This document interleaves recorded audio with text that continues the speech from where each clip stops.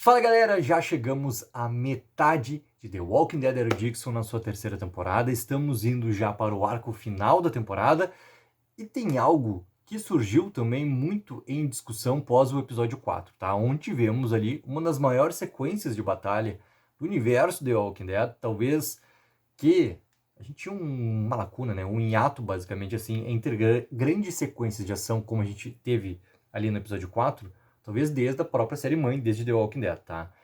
Em relação aos spin-offs, cara, ela é a maior sequência de ação com certeza. E pode colocar Fear junto, ali, Fear the Walking Dead junto, né, dessa questão toda de spin-offs. É a maior sequência que a gente teve de todas as spin-offs, com certeza. E, galera, saiu daí essa questão de discussão sobre a brutalidade, tá? Porque a gente conhece muito bem The Walking Dead, e que The Walking Dead nos quadrinhos ela sempre foi brutal, e que por muito tempo na série de TV ela continuou sendo brutal. E a gente chega agora nesse período pós-série principal, a gente está completando 15 anos de história de The Walking Dead, quanto né, série de televisão, 31 de outubro, 15 anos, que Days Gone By chegou à TV americana, chegou à AMC, e essa questão de brutalidade, tá, ela não tá mais presente, principalmente nas spin-offs, porque a gente viu muitas sequências realmente violentas e muitas mortes de personagens também, personagens importantes, próximos ali dos personagens principais, inclusive personagens principais, né, naquele período, naquele momento que a história estava rolando também, terem, cara, né, mortes ali extremamente brutais.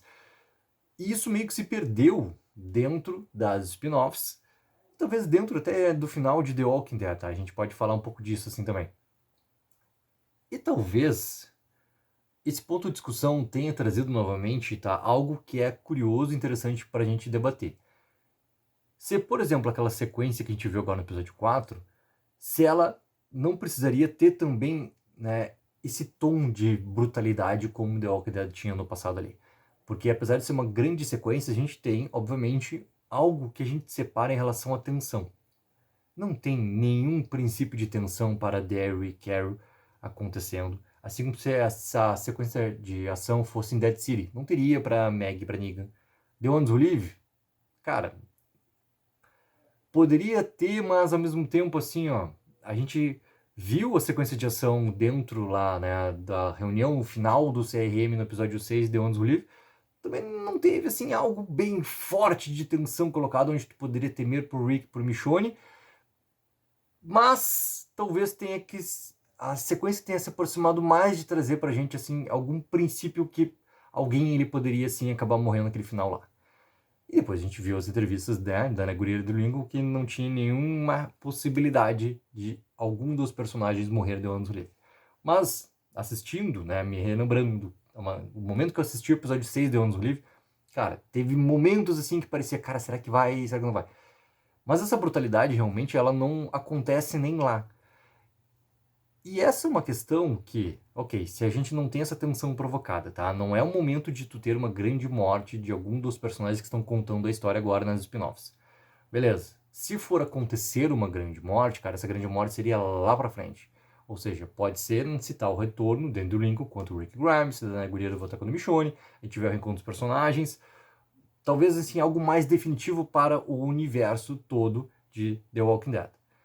Antes desse momento chegar, para os personagens principais, cara, não tem essa questão. Então a gente pode pegar e se basear, ok, se não vai ser um dos principais, teria que ser com algum personagem coadjuvante que seja importante.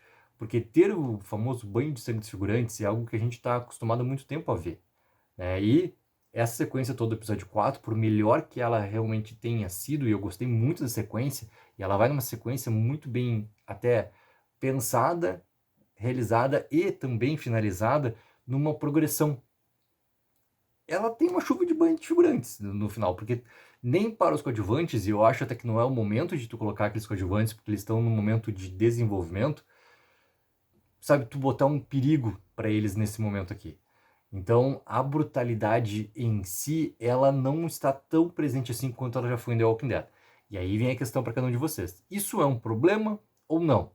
The Walking Dead agora está fugindo muito do que ela mesma apresentou no passado lá, e olha que a gente está tantos anos pós o que aconteceu do Apocalipse, então não deveria as coisas daqui a pouco serem piores do que elas já foram no passado, ou a humanidade realmente está achando uma maneira de como lidar com as situações, ou literalmente é o quê?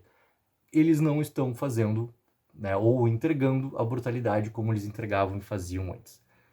Essa questão toda, tá? Tem uma matéria do Collider que discute muito isso, tá?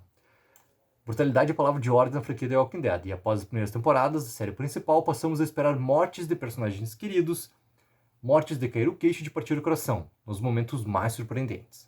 Portanto, não é tão absurdo esperar o mesmo nível de brutalidade, tanto física quanto emocional, nos spin-offs.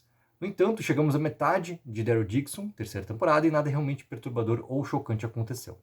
E aqui já tem uma comparação em relação à história, tá? Mas é também parte do soft reboot, que é algo que eu já venho conversando aqui desde que foi realmente anunciado lá atrás, do ano passado ainda. A diferença que essa história ia para é um soft reboot todo e tem um preço a ser pago por isso também. Tá? A questão do primeiro episódio agora da terceira funciona de um jeito, o segundo é apenas um episódio de estabelecimento e apresentação, para o terceiro começar a desenvolver algumas coisas e ainda estabelecer outras, e para o quarto episódio começar realmente a botar, né, um ritmo também na ação ali, que as coisas não tinham antes. E até, se for passando uma linha de roteiro, vou ser fiel àquilo que eu venho falando nas críticas. Eu prefiro que as coisas sejam com calma do que apressadas e de qualquer jeito, onde fica uma bagunça e fica ruim, como foi a segunda temporada, que apenas, né, também assim, um crítico realmente colocou a segunda temporada, cara, como algo realmente positivo de Daryl Dixon em comparação com a terceira, quando eu trouxe aqui as críticas gerais já, né, da opinião de quem já teve acesso à temporada por completo, a terceira, dos críticos americanos ali. Então eu prefiro que as coisas sejam com mais tempo e calma do que realmente simplesmente só aconteçam e tu esquece coisas básicas que tu precisa criar até para ter importância para isso. E tem um ponto também, tá, que a gente teve, tanto em Irmãos Olive quanto aqui em Daryl Dixon, mortes de personagens que tu começou ali a gostar e eles duraram praticamente um episódio, né? A gente tem 2 de Irmãos Olive, a gente tem um aqui, né, que é o Julian na terceira temporada, que é o nosso inglês que faz os personagens conseguirem chegar até a costa da Espanha ali. Então tu tem uma tentativa também de ter essas mortes para algum impacto emocional. Não sei se esse impacto emocional realmente acontece dessa força e forma que eles gostariam que acontecesse. Mas a gente tem uma sensação, pelo menos é o que eu sinto também, não só minha, mas acompanhando novamente assim, pô, os comentários da galera, tanto em vídeo, quanto em live, quanto no nosso grupo, sobre, pô, gostei do personagem, gostaria de ver mais. Essa sensação talvez seja algo que marcou sobre o que aconteceu, né, tanto com o Okafor quanto o Nash, quanto agora com o Julian em Daryl Dixon, tá? Olha como é que eles seguem, tá? Daryl Dixon perdeu uma oportunidade no episódio 4 da terceira temporada. Se houvesse alguma oportunidade de colocar uma morte chocante, seria durante o ataque do episódio 4, onde a série introduziu um novo grupo, os Primitivos. Tivemos um vislumbre desse grupo na estreia, e a cena já começa a construir a sensação mítica do grupo. Isso no primeiro episódio, né? Que é intensificada quando descobrimos que eles são inspirados pelo folclore espanhol, alegando estar em contato com seus eus primitivos e aparentemente não servindo a ninguém. Ao longo da batalha aparentemente difícil e árdua, a maioria dos personagens principais pareceu absurdamente imperturbável diante do ataque repentino e violento.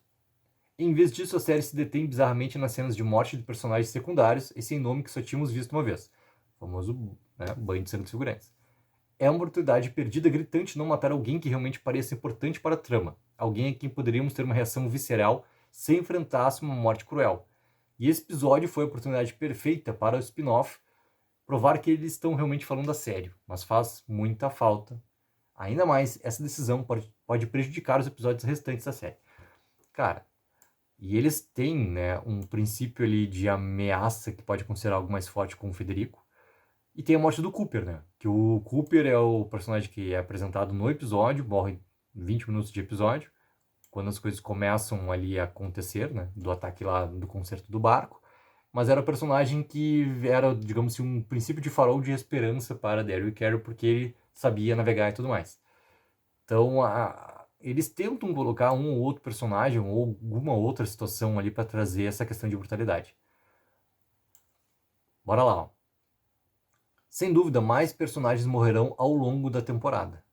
Isso aqui é uma coisa legal, né? Porque eles têm, obviamente, já o conhecimento de tudo que vai acontecer, então as matérias, elas têm que guardar spoiler. Então elas ficam provocando algumas coisas também, tá? Mas a gente sabe, né? Tem tanto personagem apresentado ali em Solas del Mar, e o último episódio, o 7º, é titulado Solas del Mar, que algo aparentemente vai acontecer ali. Então, que mortes vão acontecer? Cara, mortes vão acontecer. Considerando a morte inoportuna de Julian e a ausência dela no ataque do episódio 4, só podemos esperar que Daryl Dixon tente ser mais intencional com suas mortes. A série precisa se inspirar na série principal e se lembrar de como cronometrar as mortes de forma mais eficaz novamente, o que permitiria que a história parecesse tão perigosa, arriscada e implacável quanto necessário. E claro, repetir a sequência completa de mortes de personagens coadjuvantes da segunda temporada provavelmente também não é a resposta aqui. The Walking Dead precisa encontrar aquele equilíbrio doloroso, envolvente e implacável novamente. Cara, eu concordo em número, gênero e grau aqui. Ao mesmo tempo, tá, que algo também, né, vai acontecer para essa trama. Se a gente for pegar a linha, eu tô fazendo esse vídeo aqui, ó, no intervalo entre o 4º e o 5º episódio. Temos mais 3 para encerrar essa terceira temporada e depois mais 8 para continuar essa trama toda da Espanha e encerrar Daryl Dixon por completo. Então a trama também, ela tá, né, começando a avançar, ela tá começando a acelerar. Tem muitas coisas ainda que aparentemente vão ser colocadas pra gente antes que a gente tenha, né, ali alguma coisa mais impactante realmente acontecendo. Mas que tem que ter novamente esse equilíbrio, como eles colocam aqui, ó, doloroso, envolvente e implacável novamente. Cara, tem que ter, mas não é só pra Daryl, cara, é pra Dead Sea, é pra The Ones Who Live, é pra qualquer série spin-off que tenha um nome The Walking Dead. Porque The Walking Dead no passado era sim algo muito mais brutal do que ela é hoje. Mas vamos se ater ao básico, tá? Entre o copo meio cheio e meio vazio, eu vou tentar deixar ele pela metade. A trama, para mim, ela está funcionando. E eu tô muito ansioso e muito esperançoso para ver esses 3 próximos episódios também entregarem muito mais do conflito que está acontecendo. Porque ela já teve tempo para estabelecer, apresentar e começar a desenvolver as coisas. Então vamos ver. Ao final dessa temporada a gente conversa novamente sobre isso aqui. Quero muito saber a opinião de vocês, coloquem embaixo nos comentários. Não esqueçam também de dar aquela mega ajuda de curtir o vídeo e assinar o canal. Tech04, viva o sonho aqui.